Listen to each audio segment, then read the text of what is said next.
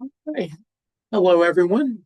Thank you for joining us today for our department open house for our environmental, agricultural, and occupational health department. I am Eric Brab. I am the Assistant Director of Recruitment and Admissions for the College of Public Health. Um, for today, we're joined faculty from our environmental department, Dr. Christina Kitzinger, Dr. Sean Cross, um, and Dr. Matthew Noneman may be joining us depending on schedule, but we do have Sean and Christina here. So um, basically, we're going to be seeing some information about the department. I'll be talking about application, admissions, and there'll be plenty of time to open it up for your questions at the end. So from here, I am going to go ahead and stop sharing my screen. I will turn it over to Dr. Kinsinger to talk a little bit about her department. Thank you. I am going to share my screen and start the presentation. Do you see the slides? Okay, perfect. So I'll kick us off with a brief overview of our department, and then I'll focus in a little bit on some of the aspects of our department that I am more familiar with, and then I will actually turn it over to Sean to talk about some of the work that he does because it is very different than what we do on my side of the department.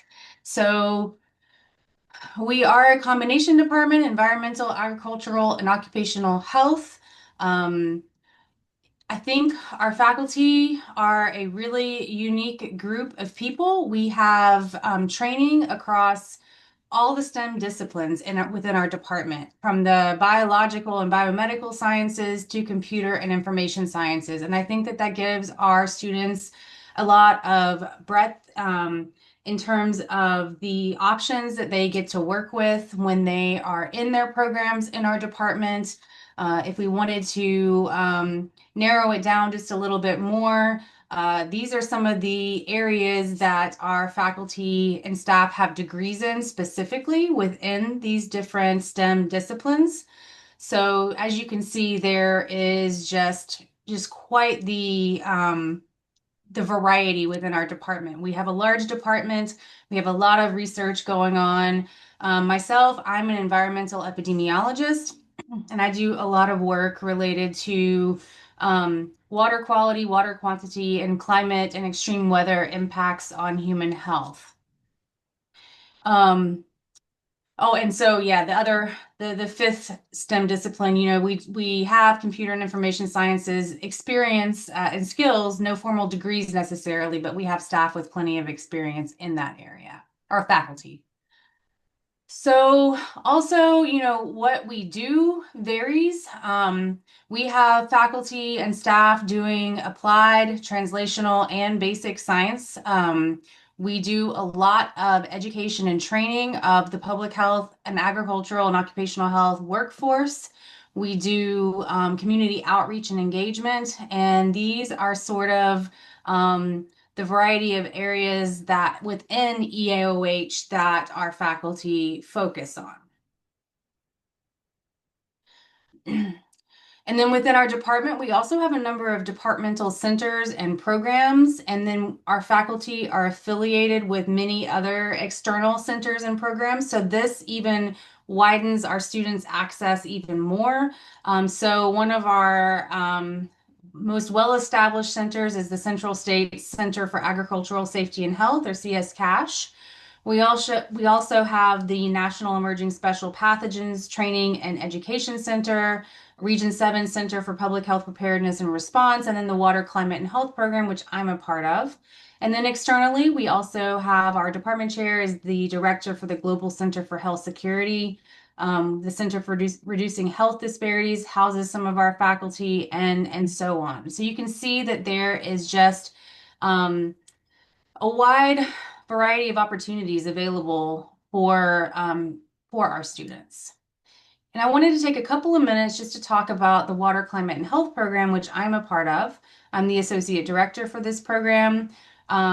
What our program focuses on is interdisciplinary research, education, and collaborative solutions to public health challenges that are associated with water and climate in Nebraska and around the world. And so we break that down into four foundational commitments. We are engaged actively in research that is currently funded by NASA, the National Oceanic and Atmospheric Association.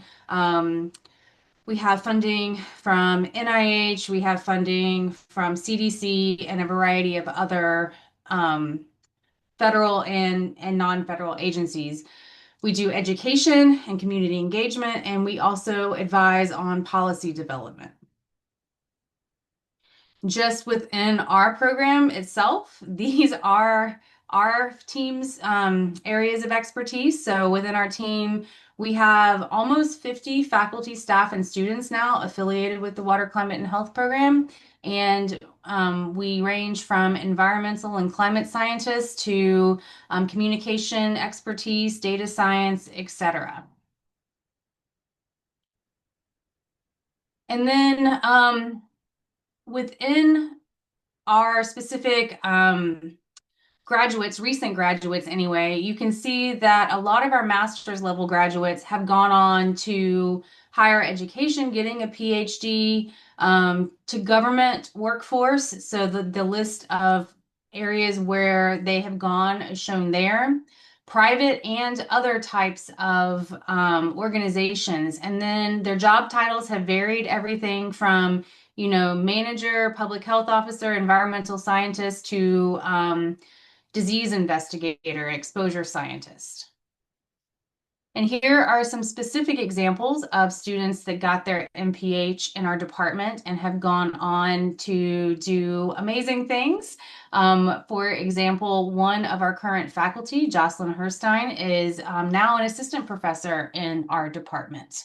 So there are definitely opportunities once you go through our program and graduate to stay involved with our faculty. So, Sean, do you want to take a couple minutes to share what you do? And then we'll turn it back over to Eric to talk more about the degrees. Sure. I will share. I admit that as a relatively new assistant professor, I didn't prepare a presentation that necessarily matches programs because I'm kind of across a number of programs. But I'll share a few different slide decks, actually, that maybe highlight um, what I work on and how this connects. And the opportunity that I want to re-highlight that Dr.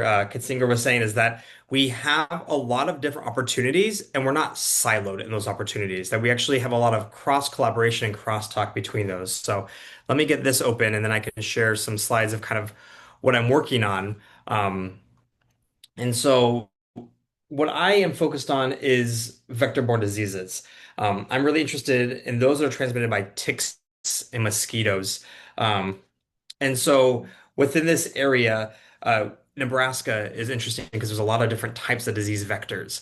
And disease vectors is a great area to be within this department, for example, because climate change is impacting this. And so members like Dr. Bell, who's part of the climate group, that Dr. Kinsinger was just highlighting, has been in conversation with me.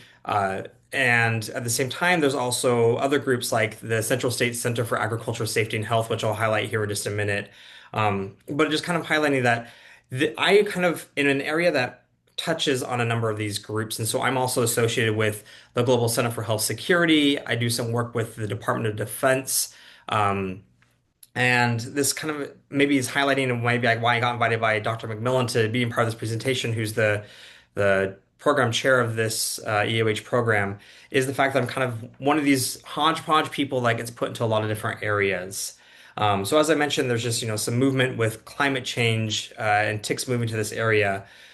So for example, this is what I focus on. And again, I'm an N of one, but would like to highlight that a lot of the investigators look similar in this area where, I have some pathogen surveillance. I do a tick testing program. I have some projects with the Department of Defense where we're doing some international work. So I would also like to highlight that our department has a lot of international work and international collaborators, which is great. I do One Health, which is the idea that the health of environment, the health of animals, and the health of people are all intricately connected. And so I will have a few projects that I'm working on. Some are with wildlife specifically. Some of them are actually interestingly, with bison. And Dr. Mystera Samuelson, who is in our department, is really great and has a connection with indigenous communities. And so we have a really strong collaboration with indigenous communities to help them as well. And then because I'm working in agriculture, has a great link with any veterinary medicine. And so we have a lot of collaborations with University of Nebraska Lincoln, which is down in Lincoln, Nebraska, which means that you'll have opportunities if you come to the department that you likely will not just stay within University of Nebraska Medical Center, but you'll probably be able to interact with a lot of other people across the University of Nebraska system. And then the last area that I do is this public outreach and surveillance of knowledge of vector-borne diseases. And so I have this mostly focused in a few different areas, but we're really looking at occupational health, especially within agricultural workers. So I'm a member of the CS CASH, which is the Central State Center for Agricultural Safety and Health. I think Dr. Noneman would, if he comes, he'll be able to give a lot better overview of the program. He's the incoming director for that program and is going to kind of be taking that lead role as the director. And that program is focused in understanding through some funding through the center, the CDC, the Center for Disease Control and Prevention, that allows us to have opportunities to interact with agricultural workers to protect their health and to protect their both at work, how do we prevent them from getting injured, protecting their mental well-being, protecting their families, all these sort of things. And so it puts us in a really cool opportunity that we're well respected in this area. Agriculture is a big area of the United States here in Nebraska. And so we have a lot of support here in our program that allows us to interact with community members. So to highlight from this area is that we can go out and if you're interested in working in the community, there are plenty of opportunities for us to go out and work with the community members. And so again, I have examples where I'm doing that, but there are a number of people that have very community focused research here in EOH. But as Christina said, for example, highlighting these three projects that I have, pathogenomics is more of that molecular biology, that basic biology, biomedical sciences. Same with kind of some of the surveillance as well and some epidemiology. And then moving here, we can have some of this qualitative effects. And so, maybe I got pulled in as just an example of some of the different projects that you could be working on. I'm not saying I'm the only one. Happy to talk with students if you're interested in joining a program like this. But just wanted to showcase as an example of how you might be able to interact with a number of different areas of public health within the department.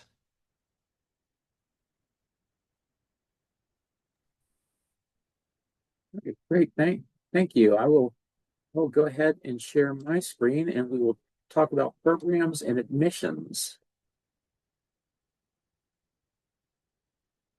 All right. So within the department, three programs. We have a PhD in environmental, excuse me, environmental health, occupational health, and toxicology, and Master of Public Health in environmental and occupational health, as well as a certificate program in occupational safety and health. So starting off with the PhD on-campus program, PhD program is typically a funded program. Offer of admission to the PhD program is typically accompanied with an assistantship offer, which covers your tuition, majority of fees, the student health benefits, and pays a monthly stipend. Average completion time for the PhD program, 4 to 5 years, average completion. Maximum time to completion is 7 years. So once the PhD program is started, it does have to be completed within 7 years, but average is about 4 to 5. Minimum 48 credit hours in the program, including coursework and dissertation. We say minimum 48 credit hours because depending on classes that you need to take, or say someone's coming in with bachelor's instead of a master's, there's going to be extra coursework there. But bare minimum 48 credit hours. And then graduation requirements include qualifying and comprehensive exams, as well as your dissertation and your dissertation defense. And then for the Master of Public Health program, that program can be completed either on campus or online. The online program is asynchronous, so there's not a set time that you would have to log in to live lecture. Any type of lecture, things of that nature, are pre-recorded, so you can view those at your convenience. Prerequisites for the environmental and occupational health concentration in the MPH program. We'll look for students coming in with 1 semester of biology, a semester of chemistry, and a semester of college level math. There is scholarship availability, student worker, possible student worker positions, and the program's federal financial aid eligible. The way scholarships and student worker positions work. So once admitted into the MPH program, about a week after being admitted, you would have access to our scholarship application. We have one scholarship application that allows us to review you for all open opportunities within the college. So it's not like you have to find individual scholarships and apply to each one. It's one application, and then our committee reviews you for potential scholarships that you may be available for. Student worker positions typically post around July 1st for admitted students to apply if you're looking for one of those. Scholarships and student worker positions are all awarded on a competitive basis. With scholarships, it's like they're competitive, not guaranteed. But last year, we'll say between all of our programs, with current and new students, we issued about 95 scholarships, totaling just under $900,000. So there is scholarship availability there. But again, awarded on a competitive basis, not a guarantee. Average completion time for the MPH program, 2 to 3 years. Average completion time. You have up to 5 years to complete the program if you need to go at a slower pace. 42 credit hour program. And then there is an applied practice experience as well as capstone completed as part of the program. With the applied practice experience, we help set you up with a partner organization in your area. So if you're here on campus, we help set you up here in Omaha. Online students, we can help set you up where you're located, because if you're an online student, there's no requirement to come to campus for the online program. And then the certificate in occupational safety and health could be done on campus or online. There is financial aid availability for the certificate program as well. Average completion, typically students get the certificate done in a year. You have up to 3 years to complete it. 12 credit hour program, so 4 courses in the program, and all 4 courses are directly transferable to the Master of Public Health program. As long as a B or higher is achieved in the course, and you have up to 5 years from the time the course is completed to transfer it into the MPH program if you decide to go to complete the master's at a later time. And then typical admission requirements for our programs. All of our programs go through SOFAS, so go through the National Application Service. We don't have a supplemental application where you have to do a separate application directly with us. Just everything is through SOFAS. Requires official transcripts from all your prior schools. For any non-US or English Canadian transcripts, a World Education Services evaluation is required, so third-party evaluation through WES. The GRE is not required for any of these programs. It is optional. All the programs are going to require a personal statement. So depending on the program you're applying for, there will be directions on what's looked for in that personal statement. For example, for the Master of Public Health program, it's going to say in a page address why public health, and specifically that environmental occupational health concentration. Your career goals and objectives, and a self-assessment of why you feel you will be successful in the graduate level program. PhD personal statement is going to go into more, your research interests. Basically, highly recommended that you are able to mention a few faculty that match up with your research interests that you may be interested in having as a possible supervisor.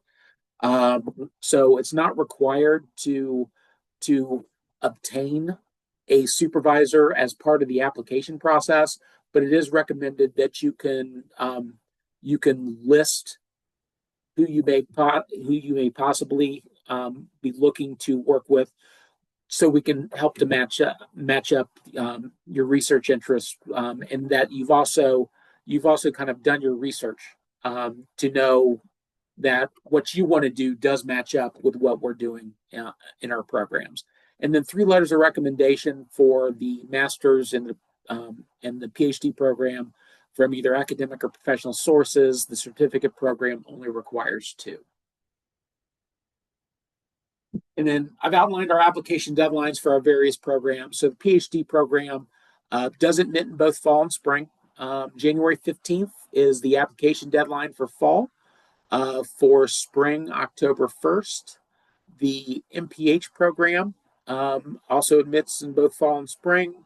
Priority deadline for scholarship consideration for the MPH program is February 15th. Final deadline for international students, April 1st. And then final deadline for domestic and online students, June 1st. And then folks that are applying for spring admissions, October 1st is that deadline. And for the MPH program for spring, we only admit for online. And then certificate deadlines fall July 1st and spring November 1st. So this is the direct contact information to my office, to the admissions office. So our email, that's my direct phone number, and our website. We set up one-on-one meetings with students all the time. If you have different questions, whether it's about admissions, the program, typically we're able to take care of all your questions. If there's something we run into that we may not have an answer for, we know where to go to get it. So definitely feel free to reach out to us with any questions. And from there, I am going to open it up for any questions that you guys may have. Any questions you have for whether about admissions, the programs, for myself or our faculty, you can feel free to put your questions either in the chat or unmute and ask anything that you would like. How can we help?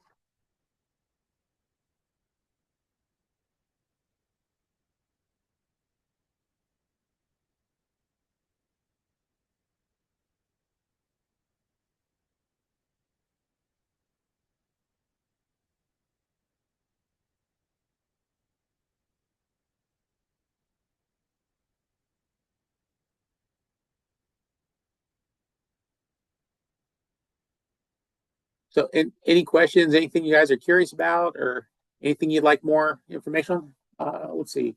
Hello, what is the statement of purpose word page limit um, for, let's see. Um, can I ask, can you clarify which are you looking for, PhD or the MPH?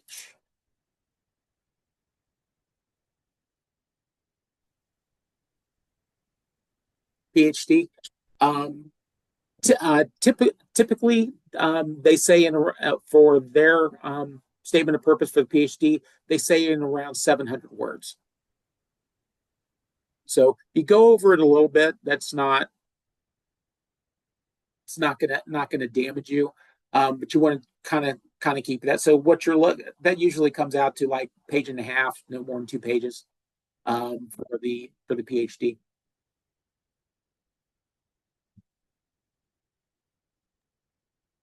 Good afternoon, everyone. Hello, how can we help? So, for the PhD program, for someone with a master's degree in public health, is it going to take the same length as someone with just a bachelor's degree? Like, can I transfer a couple credits from my master's degree into the PhD program? And with someone coming in with a master's degree as opposed to a bachelor's, no, you're going to be able to. That's where that minimum 48 credit hours comes in. That's typically referring to someone who has a master's. Someone who's coming in with a bachelor's that doesn't have a master's, there's many more credit hours that they're going to have to take, because generally for PhD programs, um, um, there needs to be a completion of 90 a total of 90 credit hours of graduate level coursework. So that's going to include the master's program that you're coming in with. So that's why we say a minimum of 48 credit hours. It's going to depend on how many credit hours you have in that master's and to um, to get to that total 90 credit hours. So you can imagine if you're coming in with just a bachelor's, you're going to be taking extra classes that is almost going to equate to doing the master's program. It's just you didn't have to do the master's program first. Um, Christina or Sean, is there anything additional you want to add to that, or?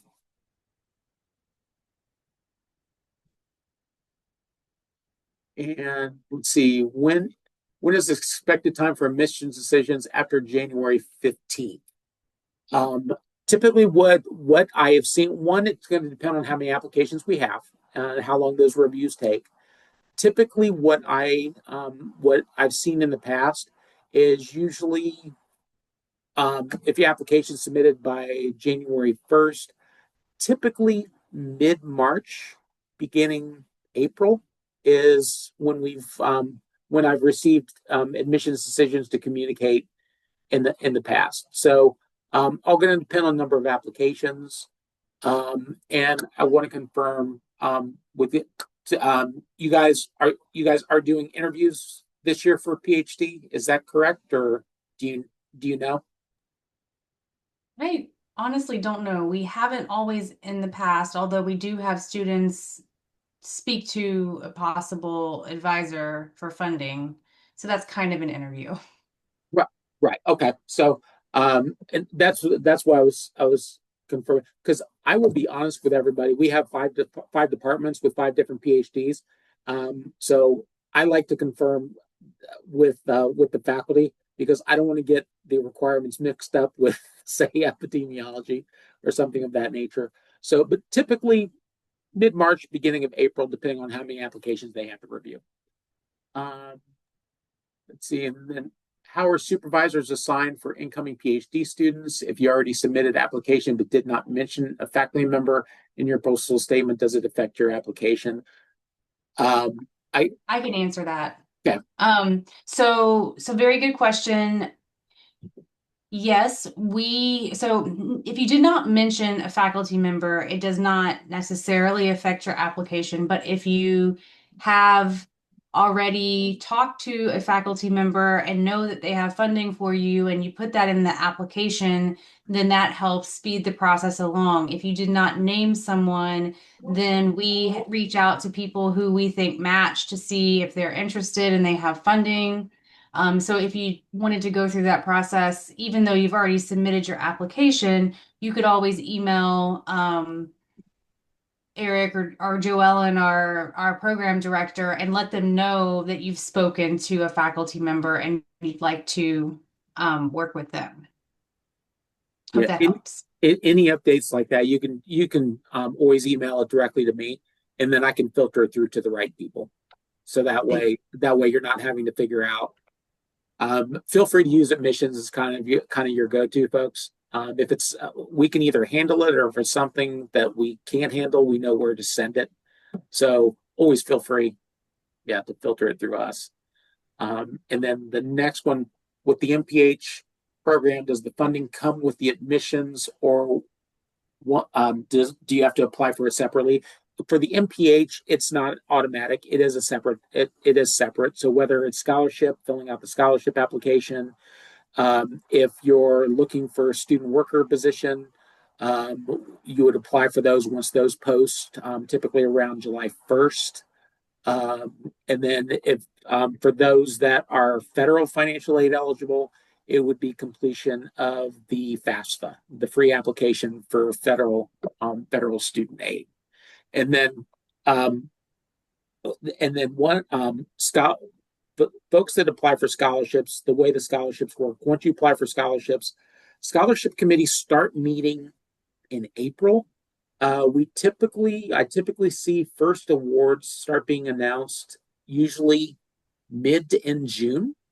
And then um, as that scholarship funding comes in and we get verification from financial aid as in regards to funds, more are announced in like July and August.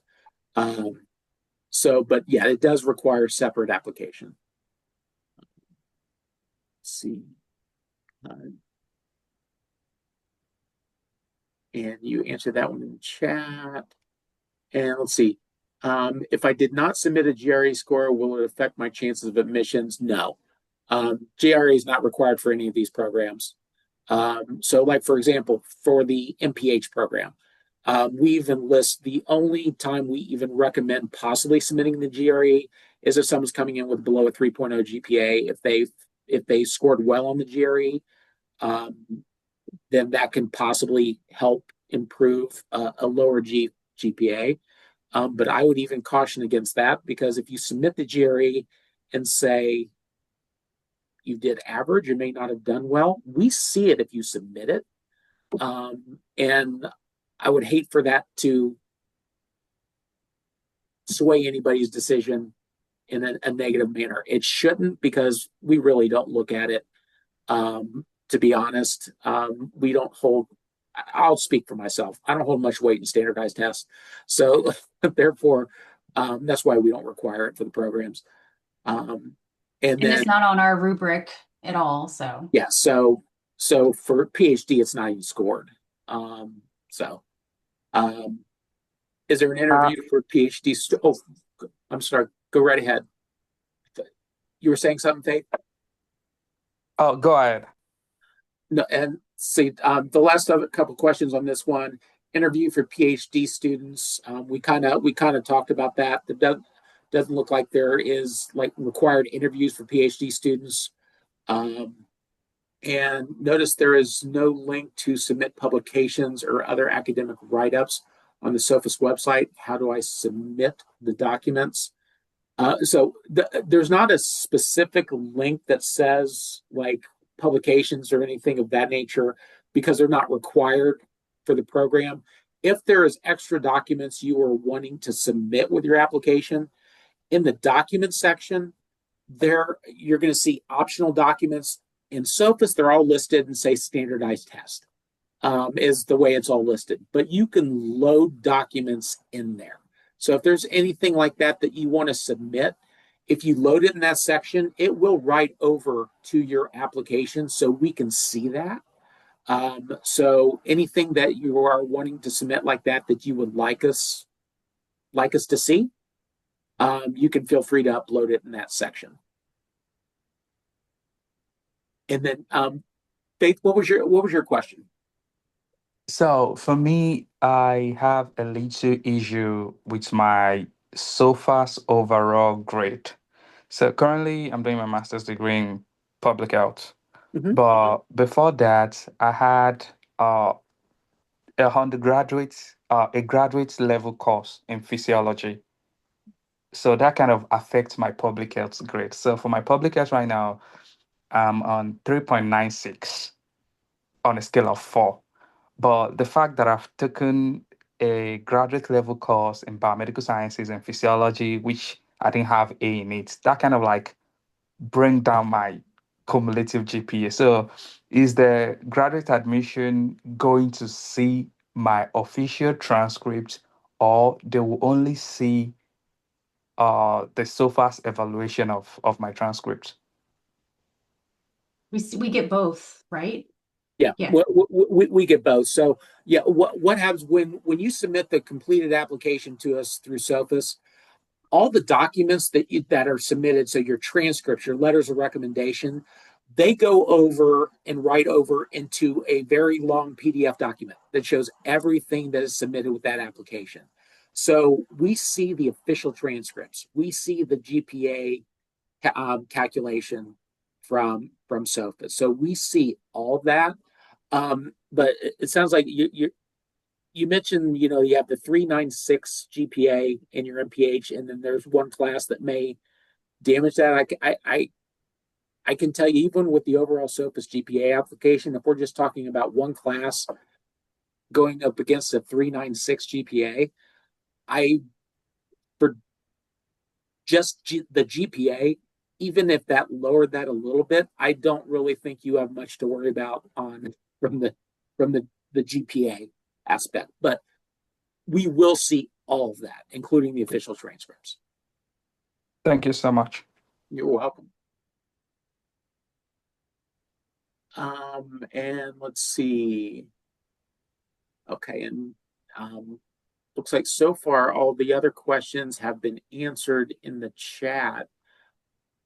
Other questions that anybody has, whether you want to pop anything into the chat or unmute and ask? Hello, sir. Yes. Good evening. My name is Abdul Matin Alassan. Hello. Hello. Yeah. How can we help? Yeah. Please, I've applied for PhD Environmental Health. Through the SOFAS platform, I did all that I've submitted. But my problem, I want to know when can we expect, because I joined lead, when can we expect the review of our documents so that we know that whether maybe possible we have selected for interviews, because we are foreign students also. I'm a foreign student. So that like we can know and start preparing before fall admissions. Sure. So, our fall we start for the PhD program with that application deadline being January 15th. Once that application deadline hits, all the applications we've received get forwarded for review at that time. So reviews will begin. Everything will be forwarded for review mid-January, and typically we kind of have admissions decisions around middle of March to like 1st of April. So then if admitted into the program, then for international students, any international student that we're offering admission to, their information will also go to our Office of Global Engagement. Our international advisor, his name is Dan Teet, which then he will begin working on the I-20 process to get you your I-20. Typically, to issue the I-20, the longest part of that process is proving the financial support for the program so we can issue the I-20. The thing that speeds it up for the PhD program is since it comes with assistantship, that financial support is already shown. So if you're being offered admission and offered the assistantship, you will receive a admission offer letter as well as a letter stating the offer of the graduate assistantship. To speed up that I-20 process, the quicker you sign those offer letters, if offered admissions, the quicker we can get that the graduate assistantship information to our Office of Global Engagement showing the financial support. They can issue the I-20, and then we can start working on getting the visa interview set up. But anybody who's admitted, that process should be able to start middle of March to beginning of April. And I will say from our department's perspective, we recognize that there are time constraints. And so we prioritize the review of international students as quickly as we can so that we have time to process that.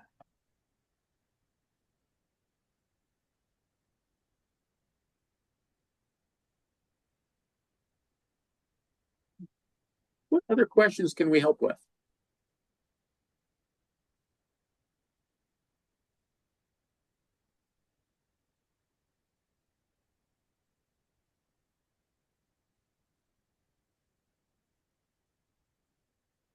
Let's see.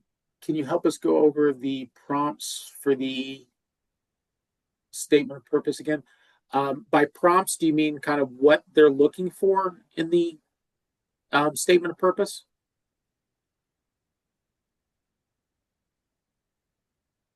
Okay, and let's see, and Mecca, and for the because I believe you had said you're looking at the PhD, and take what I'm going to do. I want to make sure that I'm giving you the 100% correct information. So I'm going to pull up the instructions real quick.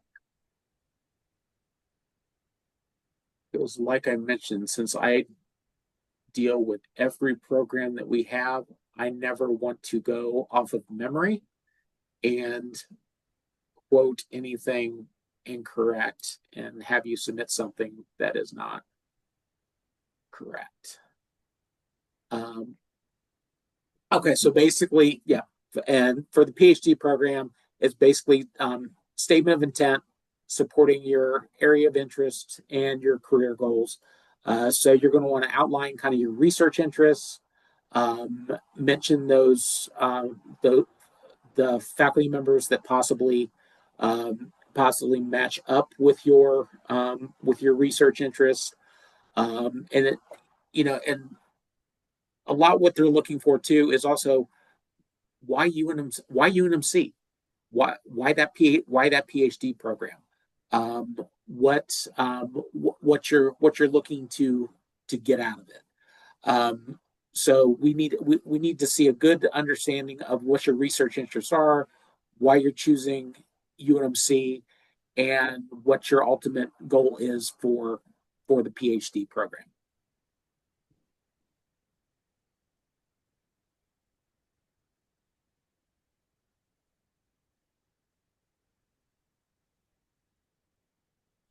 How many times can you email a faculty member during the PhD application, especially in scenarios where you receive no replies?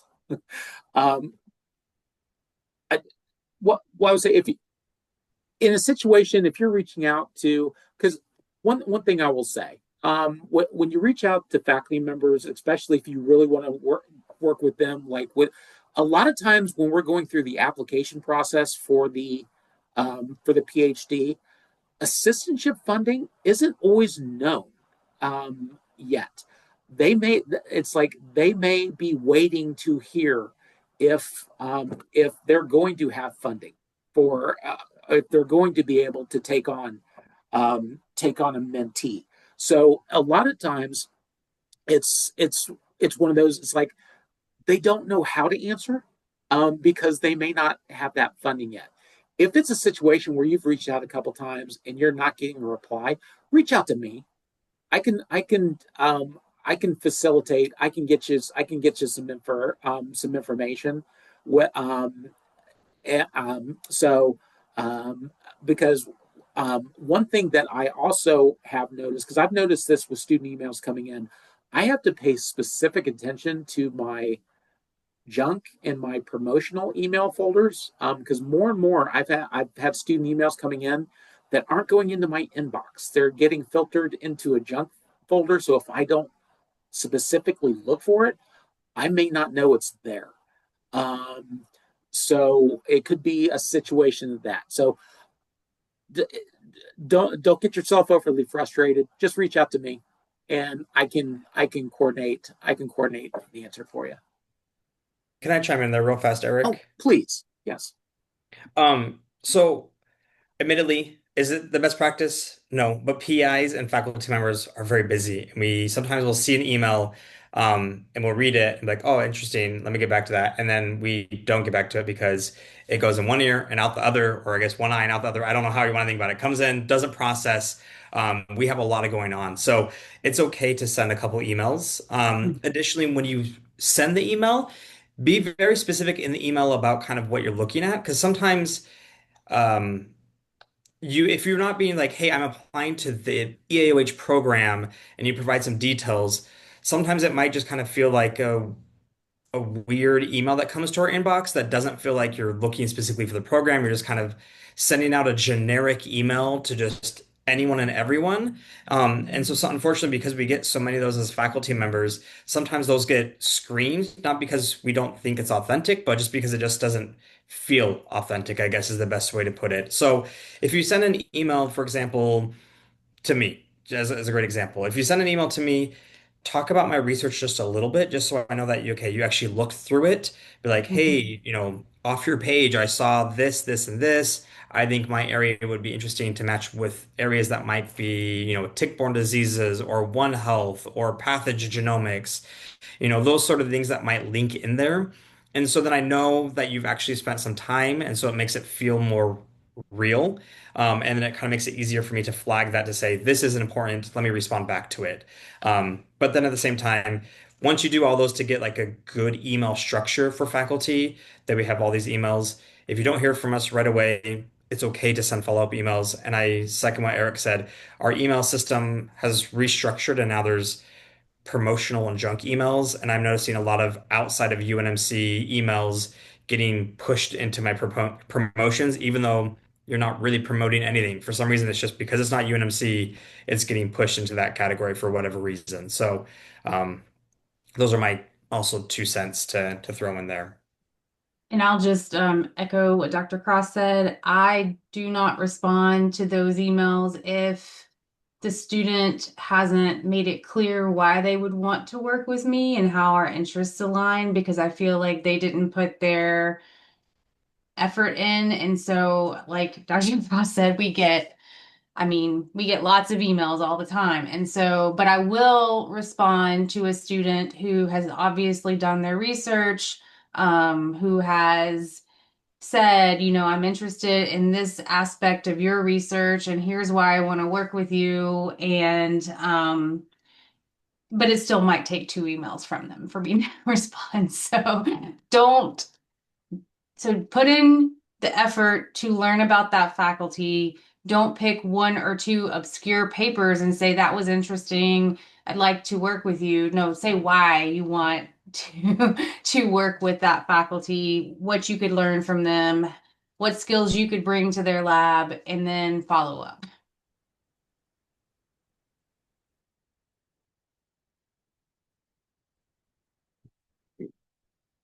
So, what other questions do you guys have?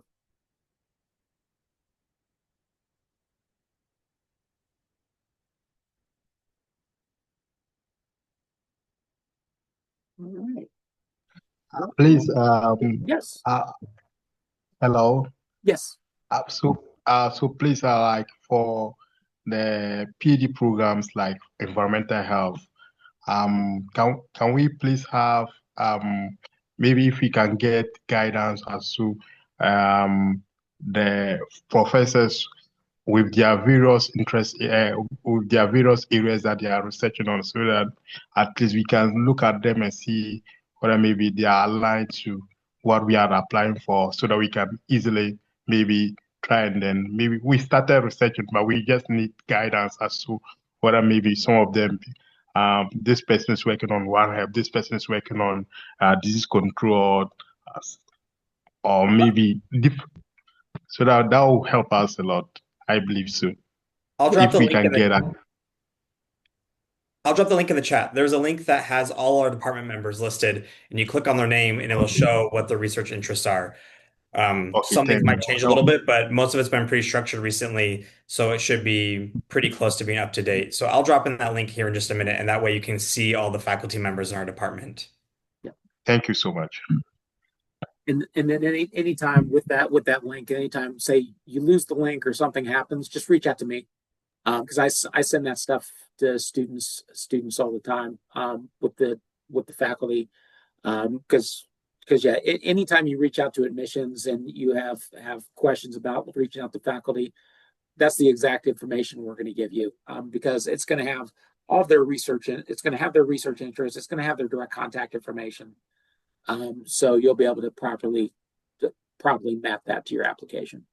But I still would strongly suggest that you look past just our faculty bios and look at our Google Scholar, look at our LinkedIn, Yes. because our bios are just a starting point. They are just a summary.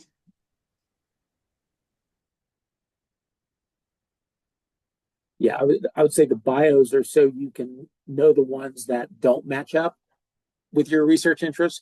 The ones that appear that they do, then yes, those are the ones you want to concentrate on and go in more depth.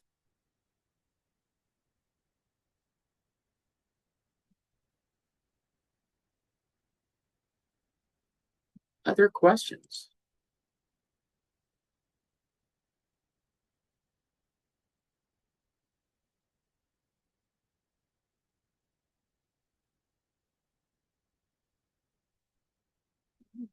Okay, well, if you guys don't have any other questions, this session is recorded. So I will be sending out, once everything uploads in my system, I will be sending out the recording so you can go back and take a look at anything that you know you wanted to remind yourself on. Anyone who registered for the session that wasn't able to attend, they'll get the recording too. And that way you will also have my direct contact information when the email I send out to you. So if you're wanting to set up any kind of one-on-one meeting, talk about programs, admissions, just general questions about UNMC, you can feel free to reach out. Other than that, we greatly appreciate you stopping in and appreciate time to talk to you today. You guys had some great questions. And we look forward to hopefully you applying for our programs. So hope everybody has a great day. Thank you again for stopping in. Thanks, everyone.